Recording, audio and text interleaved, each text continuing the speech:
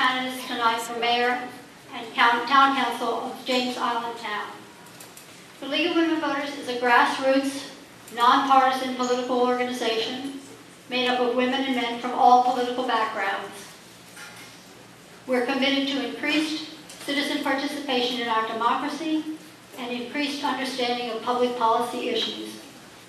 The League never supports or opposes political parties or candidates.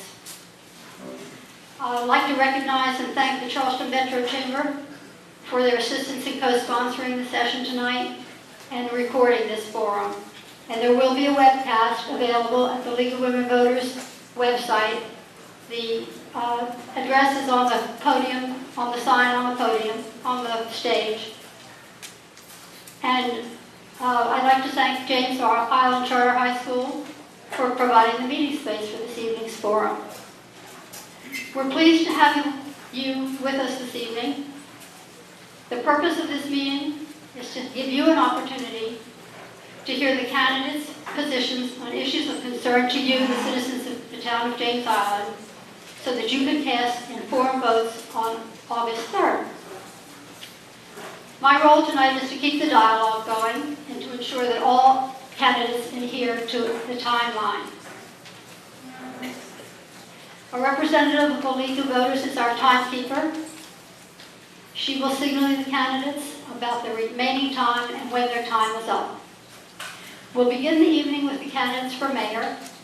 In the second half of the forum, we'll hear from the candidates for town council. And here's the format. The candidates will be called upon alphabetically for introductory remarks of 60 seconds or less. We will then ask questions that have been submitted by those of you in the audience. And if you have questions, if you put your hand up, there'll be someone who has a card and a pen for you to write your question, and we'll take your questions for you when you're ready. The questions have been sorted by League volunteers to reduce duplication and to enhance clarity. The candidates will each have 60 seconds to respond to the questions following a rotation schedule. And then we will finally have, each candidate will have 60 seconds for a closing remark in reverse order from the opening remark sequence. To ensure that all of our candidates have a fair and equal amount of time to respond to questions, I request please that you hold your applause until this session is done. And we also ask that you refrain from making comments during the candidates' remarks. And just in case you've forgotten to do so, silence your cell phones, please. It's now my pleasure to introduce the candidates for a 2-year term for the mayor of the town of James Island. Mr. Jonathan Brown, Mayor Mary Clark, Mr. Brett Skibo Johnson, Mr. J. Lauren Sloan, and Mr. Bill Woolsey. And we will now start with opening statements with Mr. Brown. I just talk in? Everybody hear me? So we'll have to pass the mic. Okay, I think I prefer to leave it just like that. Okay. This little island is really special to me. It's my home. I grew up here, leaving my front door unlocked and riding my bicycle all over this island and sleeping over at sailing camp at the James Island Yacht Club. It surprises me that we can't do a lot of those things anymore. I'm surprised that my ideas for what's good for the island are different than the other challengers, but I guess that's why I'm running for mayor. I feel confident that the more you learn about my positions on the issues, the more you'll want to vote for me and the less you'll worry about there being a splitting of the vote. There was a time when we needed grassroots leadership on this island, but now it's time for professional leadership to take us to the next level. This town is nearly twice the population of Beaufort. We're a big city in South Carolina terms. And that's what I'm going to do in the mayor's office, is I'm going to bring professional, ethical leadership. Ms. Clark? When the people of James Island met in secret in the county park and raffled off a $100 bill with the dream of having their own town. Little did they know that the deck was already stacked against them.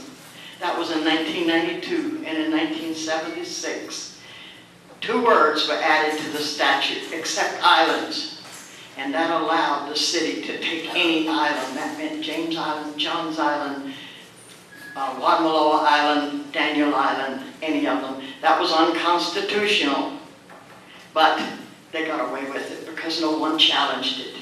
It does not apply to anything but the coast, and we have gotten the brunt of it. They lost that town. We lost the second town after 5 years of work, and we now have the third town. We're only 4 years old because they take everything away each time, but we have a great town, and I invite you to come and see what we have to offer. Thank you very much. Mr. Johnson. Good evening, fellow Islanders and distinguished guests. I'm Brett Skibo Johnson.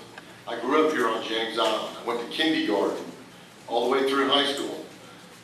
I ate in this very cafeteria.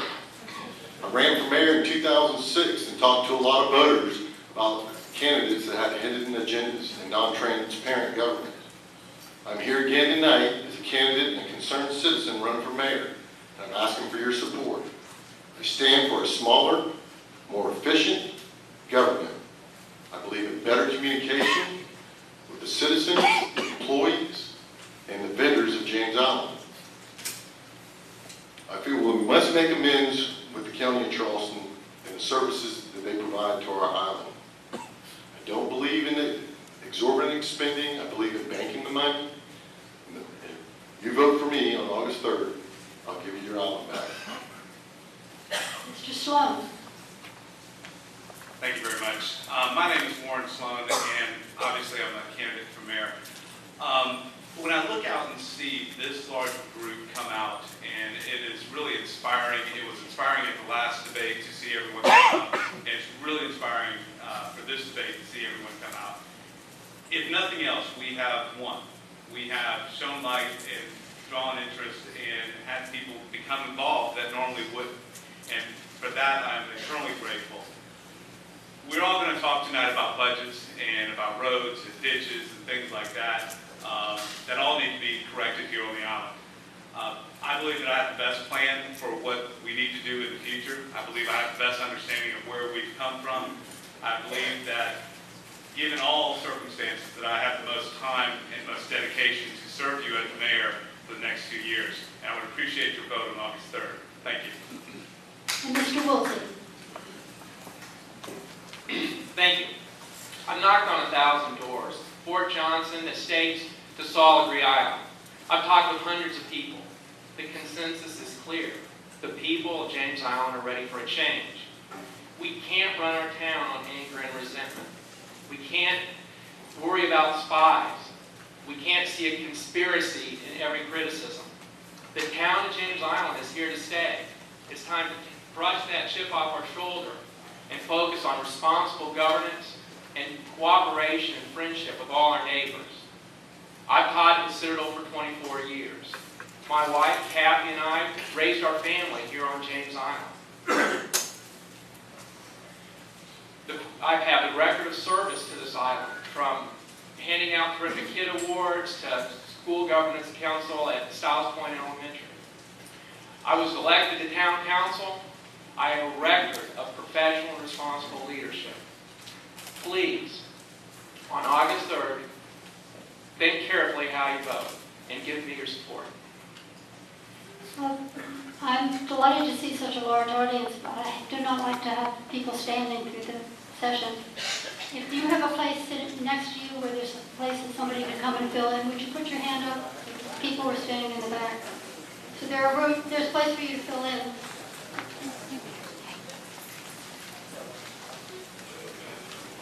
All right? And there are also some chairs in the back, I see, as well. So we'll start with questions from the audience.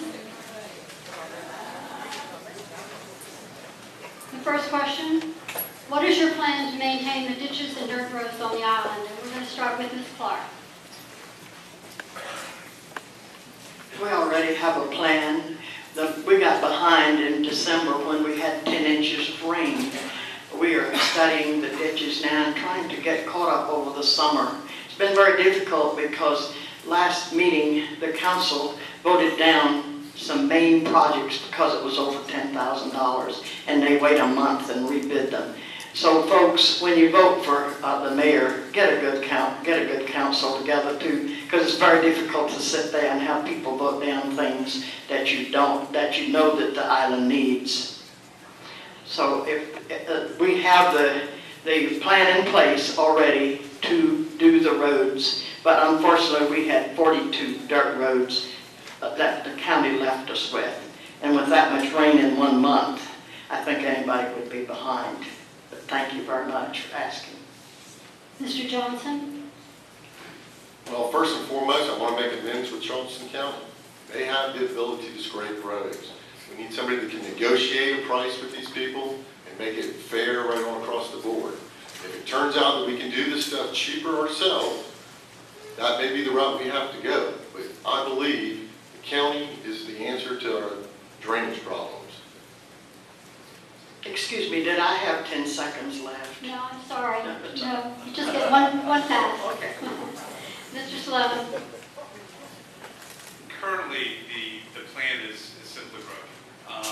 We do not treat the road system as a whole, and so we contract out and bid out small projects. We scrape 10-foot of road here, 100-foot of road there, at a higher cost than if we would scrape all the roads either with one company on a series of schedules to allow for scraping 3 times a year.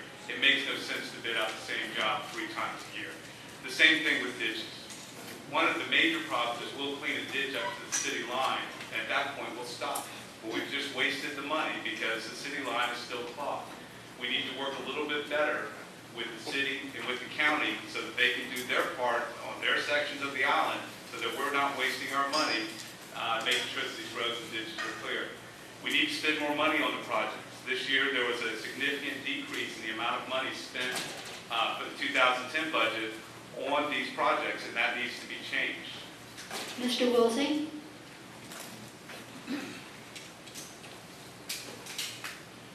I supported the formation of the town of James Island. I like the PSD. I thought it was great. But the PSD lacked some powers that a municipality would have. One of them was to prevent illegal annexations, which was happening from the city, but the other was the local option sales tax, to get some of our money back for our property taxes. However, there was a condition, and that condition was that we continue to have the level of services that we've always had before from the county, particularly drainage and road maintenance. And that was always my goal from 2002 to 2004, and that will be my primary priority, is to at least get our road and drainage back to the level it was when the county was taking care of it.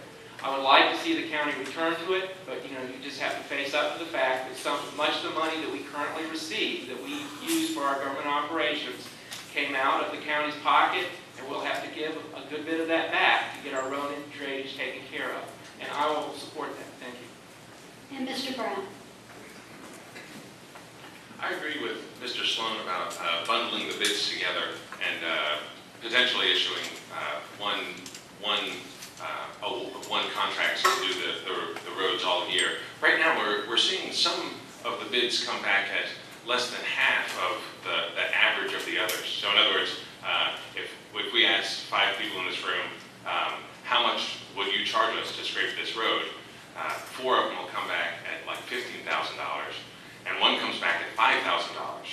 And we often award to the person who bid $5,000 when it's clear that they're bidding on something different, right? I mean, if someone's bidding that much lower than the average, then they're not qualified to do the same work, right? And so we need to adopt some policies that make it easier for those bids